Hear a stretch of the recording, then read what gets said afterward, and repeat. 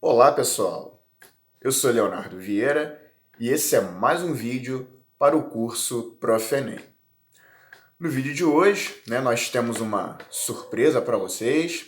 Nós começaremos a abordar também conteúdos de linguagens, da área de linguagens, tá?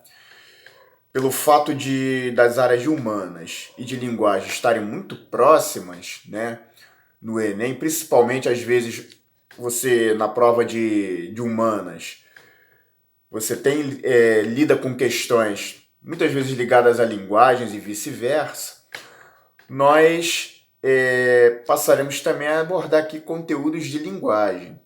E para começar esses conteúdos, nós hoje falaremos sobre a arte, né? A arte é uma disciplina que faz parte da prova de linguagens e que também é cobrada no Enem. Na aula de hoje a gente vai falar um pouquinho sobre as diferenças entre arte e design, tá?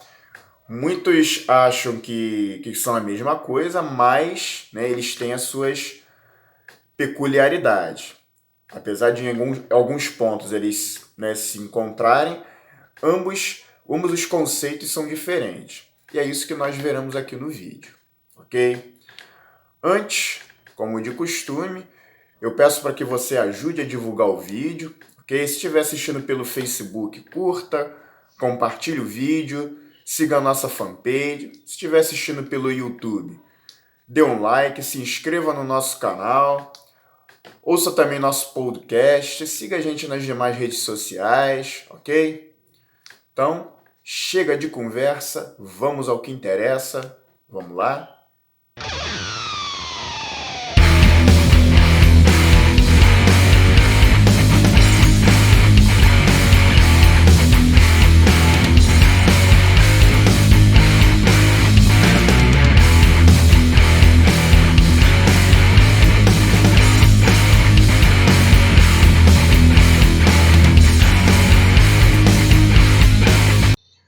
Bom, pessoal, vamos lá começar então o nosso conteúdo de hoje, conteúdo de arte. Vamos falar sobre arte e design, conceitos básicos, né?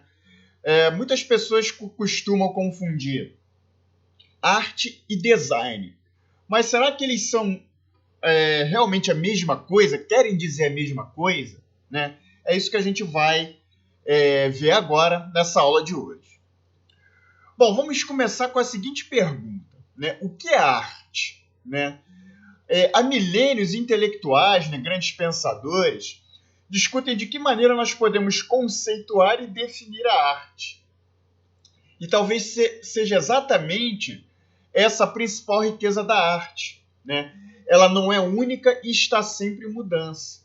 Ou seja, é difícil você conceituar o que é arte justamente pelo fato da arte ela está sempre em movimento, né? Está sempre se modificando, sempre mudando aí ao longo do tempo, né?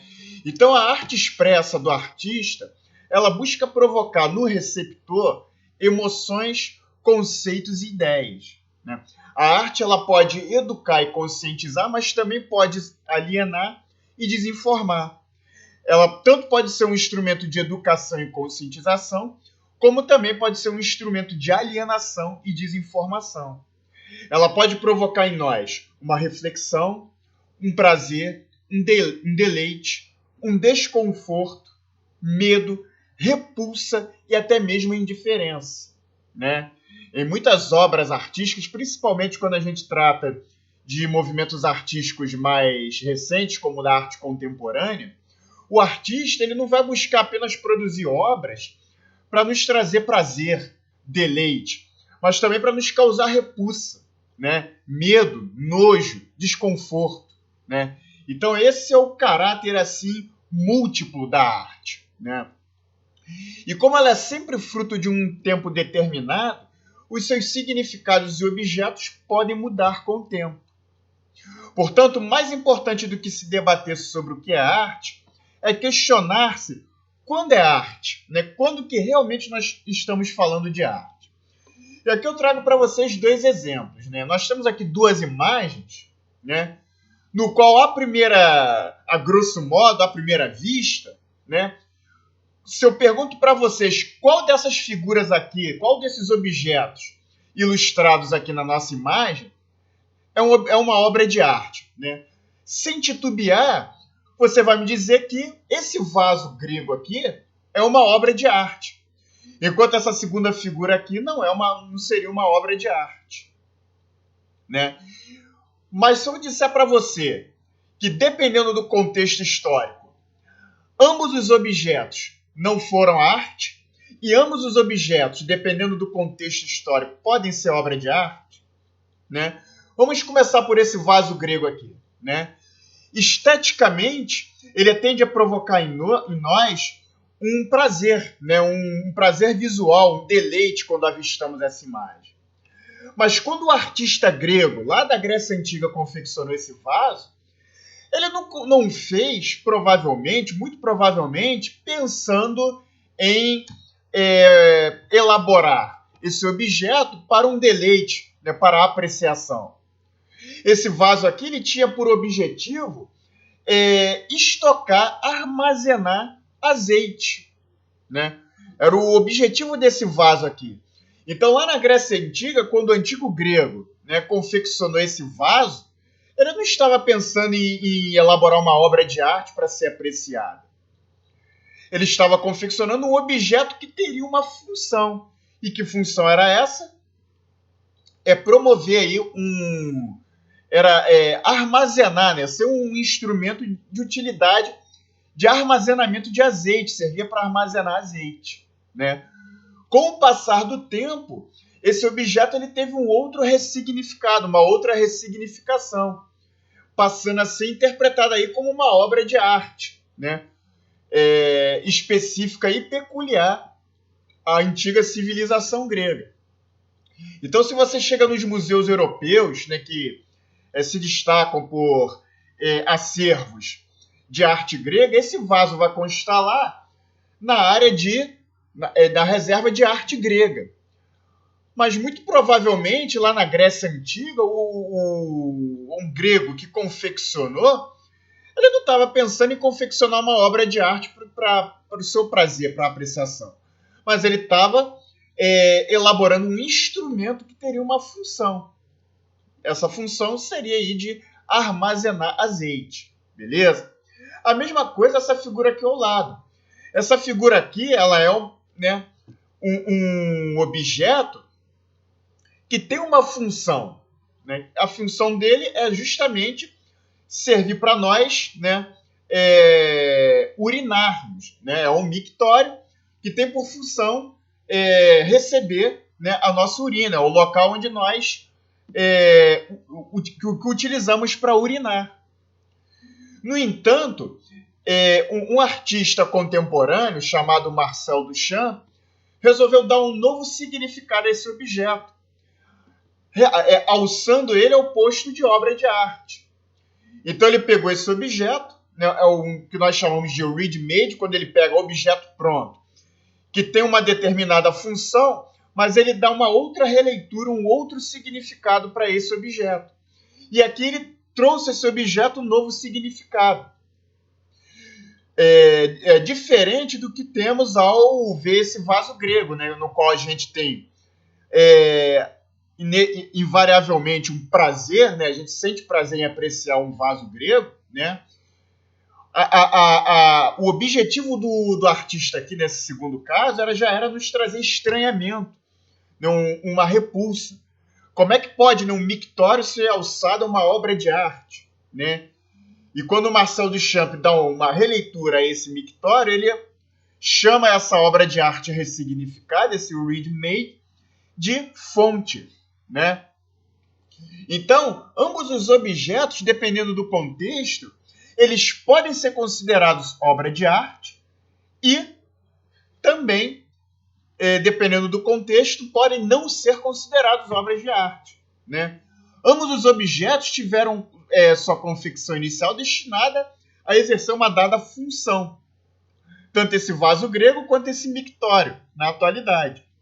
E, no entanto, ambos podem servir como obra de arte, tá? Então, a arte ela tem essa característica, né, de de mudar com o tempo aquilo que a gente achava que não era uma obra de arte, né?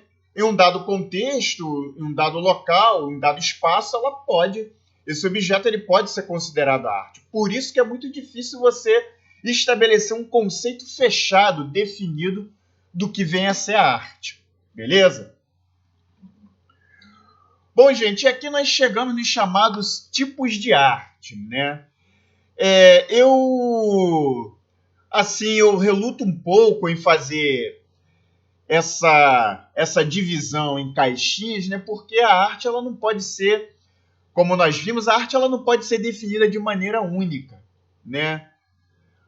E você separar, né, as linguagens artísticas em caixinhas, né, pode ser meio que problemático. No entanto, eu coloquei esse esqueminha aqui justamente com uma função mais didática, tá? Então, a arte ela apresenta modalidades de expressão e suas manifestações que compreendem campos específicos, como o sonoro, o literário, o cênico e o visual. Dentro de cada uma dessas modalidades expressivas, temos diferentes modos de fazer a arte. São as chamadas linguagens artísticas. Então, nesse esqueminha aqui do lado, nós vemos que a arte ela é dividida em 4 campos específicos, né? O da arte visual, o da arte sonora, o da arte cênica e o da arte literária. Em cada um desses campos, nós temos linguagens artísticas atreladas a cada um desses campos. Então, na arte visual, nós temos a arquitetura, a escultura, a fotografia, a pintura, o desenho. Na arte sonora, nós temos a música instrumental, o canto. Na arte cênica, nós temos o teatro, a dança, a mímica. Na arte literária, nós temos o romance, a poesia, a prosa, né? No entanto, nós veremos aqui que essas modalidades e poéticas elas não são estanques, né? Porque tem outras linguagens que podem apresentar características híbridas, né? Ou seja, a incorporar elementos de mais de um desses campos aqui. Por exemplo, o cinema, né? Muita gente pode falar sem titubear que o cinema é uma arte visual. Mas o cinema, por exemplo, ele tem um som, né? Ele tem pode ter uma trilha sonora. Você tem um roteiro, né? Que é um texto, né? Em prosa, né? Então fica difícil vocês enquadrar o cinema numa categoria fechada. A mesma coisa são os quadrinhos. Os quadrinhos são desenhos, né? É claramente visual. Mas tem os textos nos quadrinhos, né? A mesma coisa é a ópera. A ópera é uma mistura de teatro, né, de arte cênica, com música, porque as cenas elas não são faladas, elas são cantadas, né? O teatro, por exemplo, é uma arte cênica, né? Mas aí tem o texto teatral que dá origem, né, à peça de teatro. Além disso, você tem o cenário, o figurino, que se encaixaria aí na arte visual, né? Então, gente, você fechar as artes em categorias fechadas, em campos fechados, pode ser muito problemático, porque as linguagens artísticas, elas muitas vezes são híbridas e utilizam modalidades de expressões compartilhadas, ok? Então, essa divisão aqui que a gente coloca aqui é mais para efeito didático, para facilitar assim, a nossa compreensão, tá? Mas fica aí destacado que essa divisão fechada ela pode ser problemática, ok? E aqui, gente, no nosso canal, ao longo do nosso canal, a gente vai privilegiar a abordagem da arte visual, ok? O que não significa que a gente não vai fazer menção aqui à arte sonora, arte literária, arte cênica, beleza? Mas o nosso campo aqui enfático, aqui, até porque é o campo que mais ocorre, né, nas provas do Enem, nas provas de linguagens, é o da arte visual. Então é nesse campo aqui que a gente vai focar aqui nos conteúdos aqui veiculados pelo nosso canal, beleza? Bom, gente, agora nós entramos no design, né? O que é o design, né? Nós podemos dizer que o design não é arte, tá? O design ele difere da arte. mas em alguns momentos, né, a arte e o design vão estar tão próximos que isso vai, né, essa distância ela vai depender muito, né? Então, de uma maneira geral, o que seria o design? O design ele é um termo novo para uma coisa antiga. Se o homem passa uma mensagem clara através de imagens ou faz um instrumento, uma ferramenta que resolve problemas cotidianos, então ele está fazendo design. O design ele precisa ser entendido, utilizado e vendido. Ele tem uma função, né? Então, gente, o design, esse termo design, ele surge no século XIX, né? Lá na Europa, sob a influência da Revolução Industrial, no qual os produtos, né, a produção industrial busca revalorizar a criatividade do artesão, né, conciliando essa criatividade artesã com a produção em larga escala da indústria, né? Então, os produtos eles terão um design mais sofisticado, mais desenvolvido, mas terão por objetivo eles têm que ter uma função, né? E essa função tem que ser entendida para que esse produto seja utilizado e vendido, beleza? Então, nós veremos aqui, no entanto, que apesar dessa distinção, que arte e design muitas vezes estão interligadas, uma influencia a outra. Em determinados momentos, obras de design serão consideradas verdadeiras obras de arte, não pela sua função, mas pelo seu valor estético. Então aqui nós temos dois exemplos para vocês, né? Nesse primeiro exemplo aqui, nós temos uma cadeira, né? Ela tem uma função clara, né, definida, que é de servir para a pessoa sentar, né, para você sentar. Né? Essa é a função da cadeira.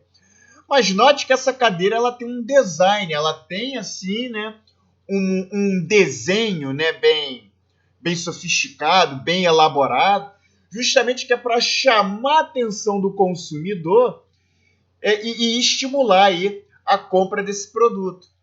Então esse é o objetivo que o design passa a ter aí a partir da Revolução Industrial. Elaborar produtos mais sofisticados, mais atraentes esteticamente, né, para estimular aí o consumo, né, estimular as pessoas a estarem sempre consumindo. Então, esse design aqui a gente percebe que é uma cadeira, né, mas você vê que é uma cadeira bem estilizada, né, com um design bem arrojado, bem sofisticado, né, justamente para estimular aí a compra dessa cadeira, para além da sua função, mas também para a de sua apreciação, ok? Aqui do lado, então, nós temos outro exemplo fantástico de design. Nós temos aqui um conjunto de móveis que forma aqui um projétil,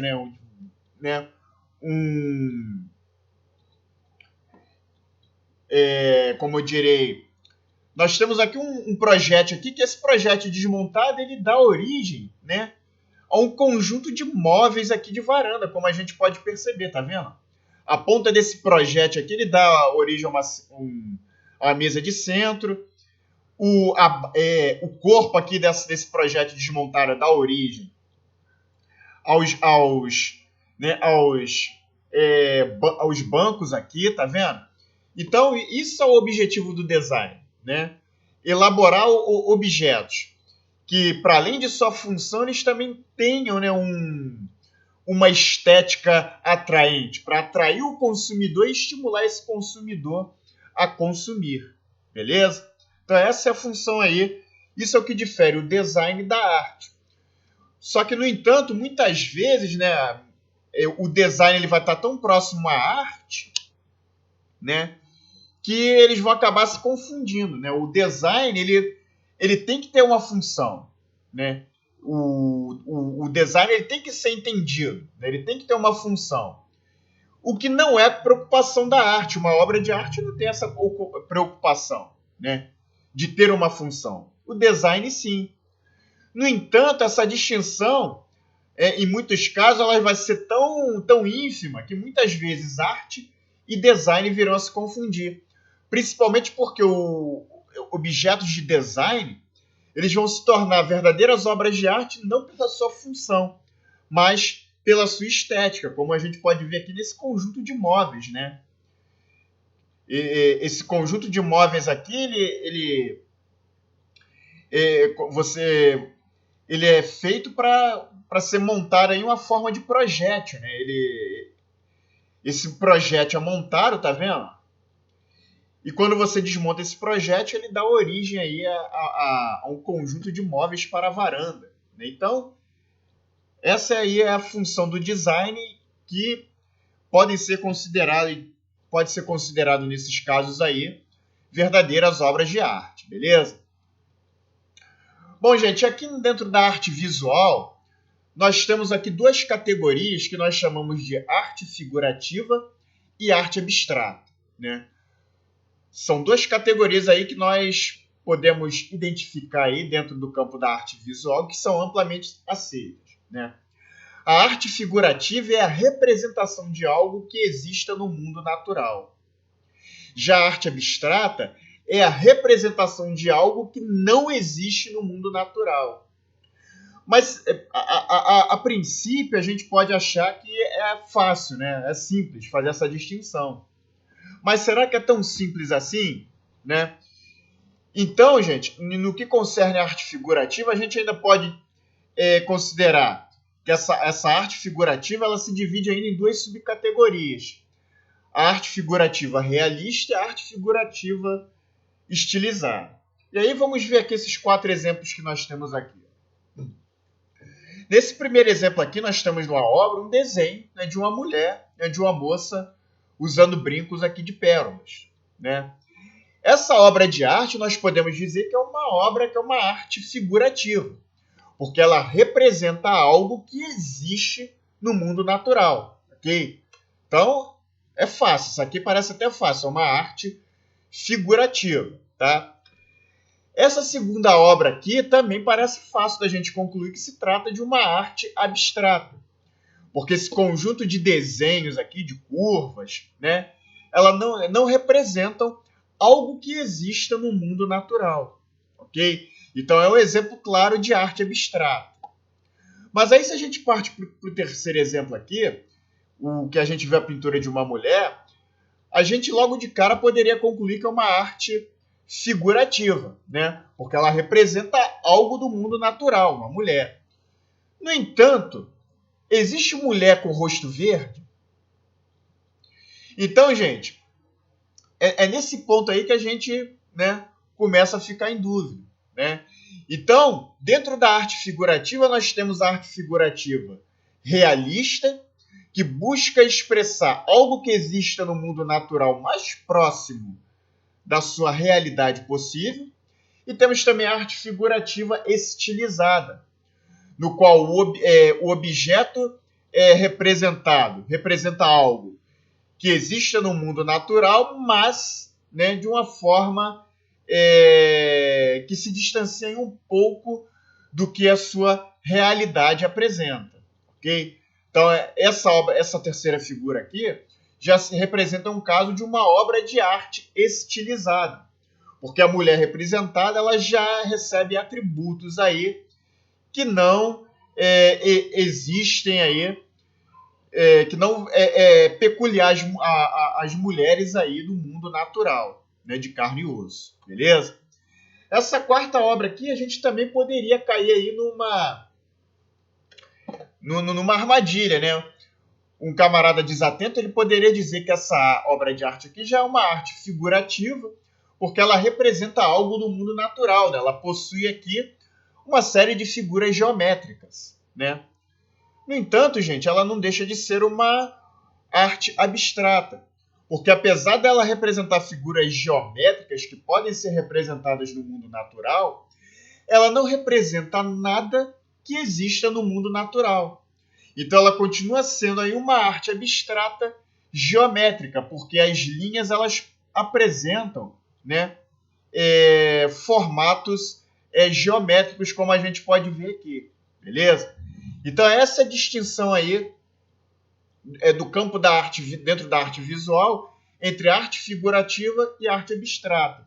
E ainda dentro da arte figurativa, 2 subcategorias, que é a arte figurativa realista, que busca representar o objeto que existe no mundo natural o mais próximo da realidade possível, e a arte figurativa estilizada, que busca representar um objeto que existe no mundo natural, mas com atribuições que não condizem com esse objeto no mundo natural. Beleza?